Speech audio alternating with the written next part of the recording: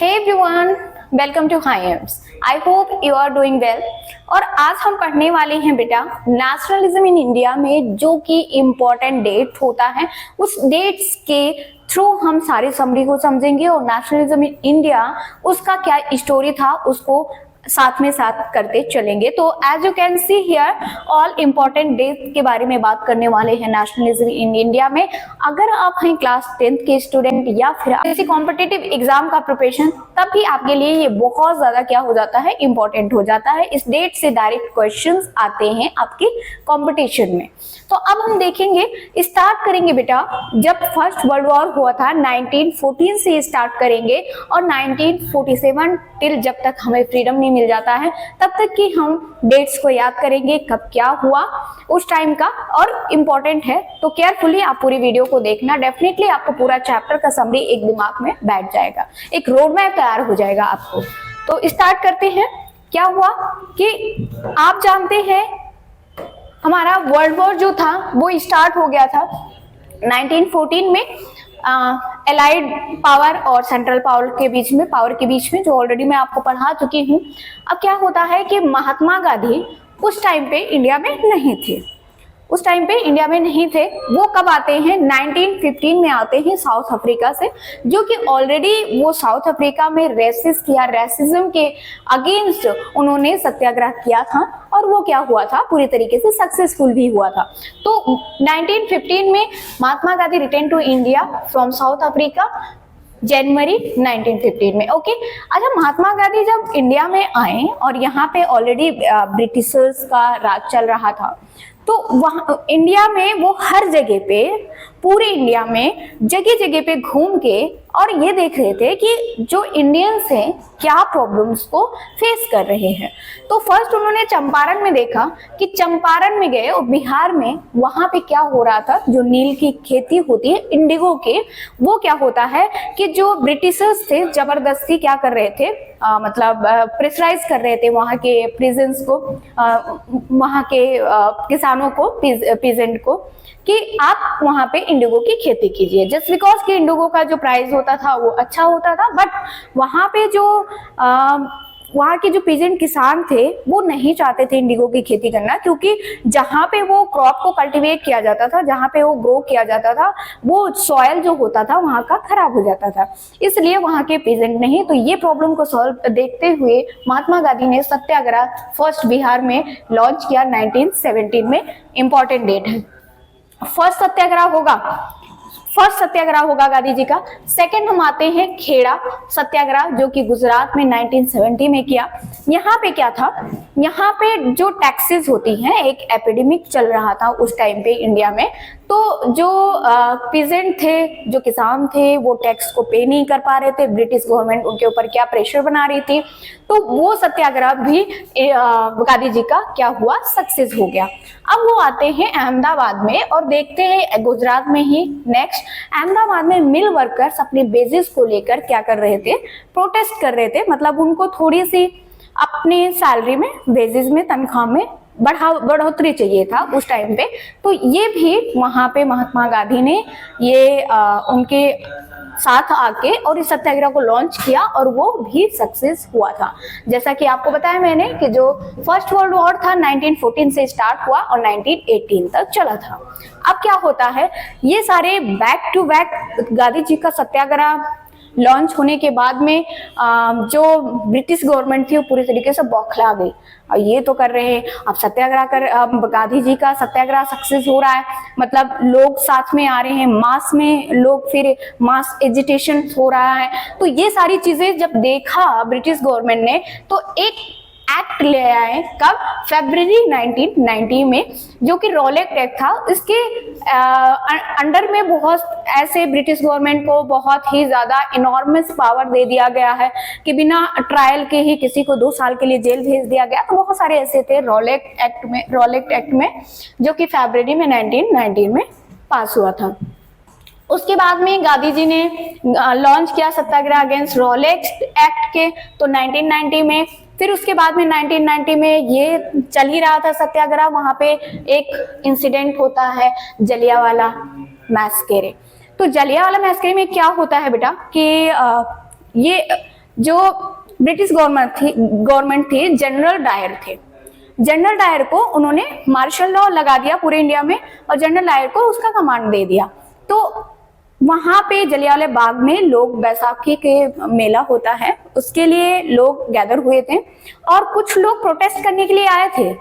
तो वहां पे जनरल डायर जाता है और क्या करता है, पूरे एग्जिट पोल को बंद कर देता है और वो गोलियों से पूरी तरीके से लोगों को भून देता है। तो मतलब बहुत ज्यादा वहां पे बहुत ही ज्यादा लोगों की उसमें मैस्करे में डेथ हुई थी। बाद में ब्रिटिश गवर्नमेंट ने बहुत कम डेटा दिखाया था। तो ये कब हुआ था, वेरी इंपॉर्टेंट डेट याद रखना है इसको, 13 अप्रैल 1990।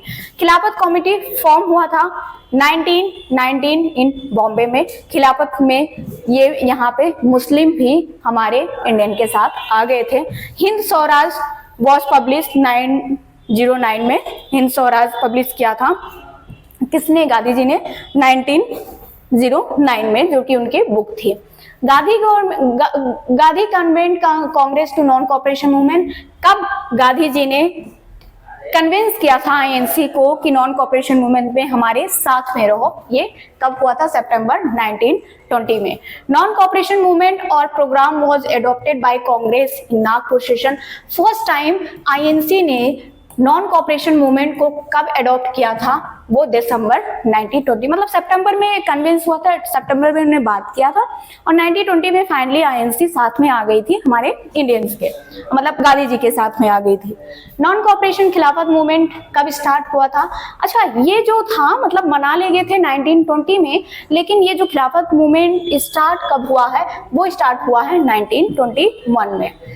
औध किसान सभा, यहाँ पे औध किसान सभा और या अवध भी बोलते हैं इसको, अवध किसान सभा, ये कब हुआ था 1920 में और ये किसान सभा में जवाहरलाल नेहरू भी पार्टिसिपेट किए थे। तो I hope you are getting well.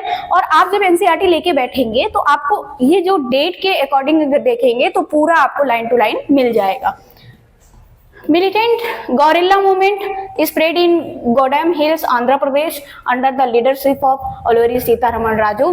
और आंध्र प्रदेश में ये जब नॉन कोऑपरेशन मूवमेंट हो रहा था तब उस टाइम पे हुआ था 1920 में गोरिल्ला मूवमेंट स्टार्ट किया था, जो आंध्र प्रदेश में गोडम हिल वाले, एक गोडम नाम का हिल्स है, वहां पे लोगों के मतलब लीडरशिप किया था अलूरी सीतारमण राजू ने। ये भी नाम आ जाता है कभी कभी डायरेक्ट एमसीक्यू में कि जो गोरिल्ला मूवमेंट था उसके लीडरशिप कौन थे, तो वो कौन थे, अलूरी सीतारमण राजू ने 1920 में। अलूरी सीतारमण राजू और executed in 1925 by British government, ये आप याद रख सकते हैं। Chauri Chaura most important name, most important date, Chauri Chaura violence 1922 में हुआ था और ये हुआ था जब नॉन कोऑपरेशन मूवमेंट चल रहा था गांधी जी का। तो गांधी जी का हमेशा से एक ही मोटिव था कि हमें वायलेंस नहीं करना है और कोई भी हम मतलब अपने सत्य पे रहेंगे, इसी वजह से सत्याग्रह कहते हैं। सत्य मतलब जो होल्ड करे, मतलब जो ट्रुथ को होल्ड करे, और वो होता है सत्याग्रह। तो उन्होंने कहा कि अगर हम अपनी सच्चाई पे हैं तो डेफिनेटली हम ब्रिटिशर्स को भगा सकते हैं, हमें वायलेंस नहीं चाहिए। लेकिन चौरी चौरा में क्या हुआ था, गोरखपुर का एक जगह है जहाँ पे पुलिस स्टेशन पे इंडियंस ने मतलब आग लगा दिया था जिसमें बहुत सारे ब्रिटिशर्स मारे गए थे। तो उसकी वजह से उनको नॉन कोऑपरेशन मूवमेंट को वहीं पर स्टॉप करना पड़ा, जस्ट बिकॉज कि गांधी जी नहीं चाहते थे कि वायलेंस हो। नेक्स्ट बेटा, Gandhi ji decided to withdraw the non cooperation movement 11 फरवरी 1922 और उसके बाद में गांधी जी ने नॉन कोऑपरेशन मूवमेंट को विड्रॉ कर दिया। ओके, अब देखते हैं सीआर दास और मोतीलाल नेहरू ने स्वराज पार्टी को फॉर्म किया था कब, 1922 में। Simon commission was appointed in 1927। अच्छा, स्वराज पार्टी मतलब वो चाहते थे कि हम इंडिया में मतलब डोमिनेट करें और हमारा कुछ पार्टिसिपेशन हो एडमिनिस्ट्रेशन में, या फिर हमारा जो गवर्नमेंट है उसमें पार्टिसिपेशन होना चाहिए। बट वो पूर्ण स्वराज नहीं चाहते थे, मतलब ये नहीं चाहते थे, फुल डिपेंडेंट नहीं चाहते थे। तो ये किसको, तो डायरेक्ट पूछ लेता है कि स्वराज पार्टी को किसने फॉर्म किया, CR Das and Motilal Nehru ने कब किया, 1922 में। साइमन कमीशन कब अपॉइंटमेंट हुआ बेटा, 1927 में। नेक्स्ट आता है गो बैक साइमन मूवमेंट 1920, क्योंकि साइमन कमीशन में एक भी इंडियन नहीं थे, तो इसलिए इसको जो इंडियन से बाइकआउट करने लगे, गो बैक साइमन का नारा लगाने लगे। कब हुआ था? 1922 में। नेक्स्ट आता है under the presidency of Jawaharlal Nehru of the Lahore Congress formalised the demand of पूर्ण स्वराज दिसंबर 1929। तो पूर्ण स्वराज की फर्स्ट डिमांड कब किया गया था? दिसंबर 1929 में।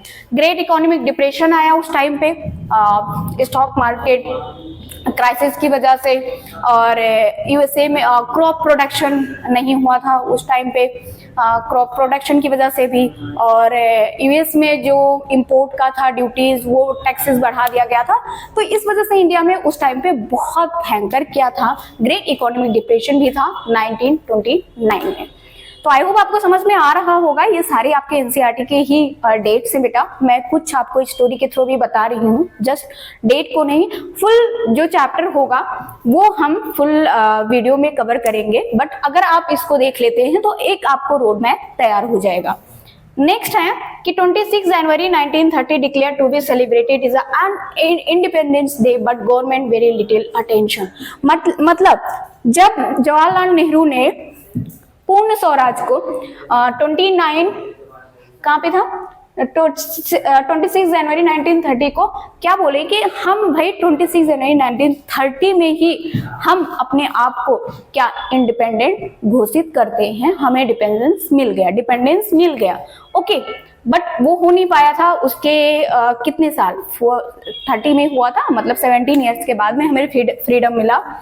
Gandhi ji send letter to viceroy Irwin starting 11 demands 31 January 19, मतलब गांधी जी ने इरविन को, जो उस टाइम पे इंडिया का वायसराय था, उसको क्या करते हैं, एक लेटर भेजते हैं, उसमें 11 डिमांड लिख के भेजते हैं। वो लेटर कब भेजा था? 31 जनवरी 1930 को। When Gandhi ji start salt march start हुआ था 12 अप्रैल 1930 को, आप देख सकते हैं 12 अप्रैल 1930 को। When Gandhi ji reach Dandi for abolition of the salt law 6 April 1930 को। तो सॉल्ट लॉ को कब अबॉलिश किया गया था? 6 अप्रैल 1930 को। नेक्स्ट है बेटा, अब्दुल गफ्फार खान अरेस्ट हो गए थे खिलाफत मूवमेंट के टाइम पे, और कब हुए थे? अप्रैल 1930 में। महात्मा गांधी गॉट अरेस्टेड मई 1930 में। मई में महात्मा गांधी को भी ब्रिटिश गवर्नमेंट ने अरेस्ट कर लिया था, अब्दुल गफ्फार खान को भी अरेस्ट कर लिया था। गांधी इरविन पैक्ट कब हुआ था? ये भी एक इंपॉर्टेंट डेट है जो कि बहुत बार क्वेश्चन में पूछता है। वो हुआ था 5 ऑफ मार्च 1931 को। अब ये होता है कि सेकेंड राउंड टेबल कॉन्फ्रेंस दिसंबर 1930 के बीच में हुआ था। Veer Bhagat Singh, Veer Rajguru and Veer Sukhdev was sentenced to death 23 March 1931 को। इसलिए हम 23 मार्च को मुक्ति दिवस मनाते हैं। नहीं, तो ये क्या हुआ था बेटा? वीर भगत सिंह, वीर राजगुरु एंड वीर सुखदेव का डेथ हुआ था, मतलब उनको फांसी पर उस टाइम हैंग किया गया था। वो डेट थी 23 मार्च 1931 को, और ये हमारे इंडिया के लिए बहुत ही ब्लैक डे था। पूना पैक्ट कब हुआ था? 26 सितंबर 1932 को। ये भी कई बार क्वेश्चन पूछता है, इंपॉर्टेंट है। द गवर्नमेंट ऑफ इंडिया, बहुत बार अगर आप किसी कंपटीशन के एग्जाम की प्रिपरेशन कर रहे हैं तो ये क्वेश्चन तो उसका फेवरेट है। The government of India act 1935 को। क्विट इंडिया मूवमेंट, भारत छोड़ो मूवमेंट कब स्टार्ट हुआ था? 8 अगस्त 1942 को। ये सारे डेट्स बहुत इंपॉर्टेंट हैं। सो we have finished this chapter. Okay, thank you for watching. And अगर आपको वीडियो समझ में आया है तो please do one thing, like, share and subscribe and do not forget to refer with your friend. मिलते हैं नेक्स्ट वीडियो में कुछ ऐसे ही नॉलेजेबल वीडियो के साथ में। तब तक के लिए अपना ख्याल रखिए, पढ़ाई करते रहिए और मुस्कुराते रहिए। Bye bye, take care.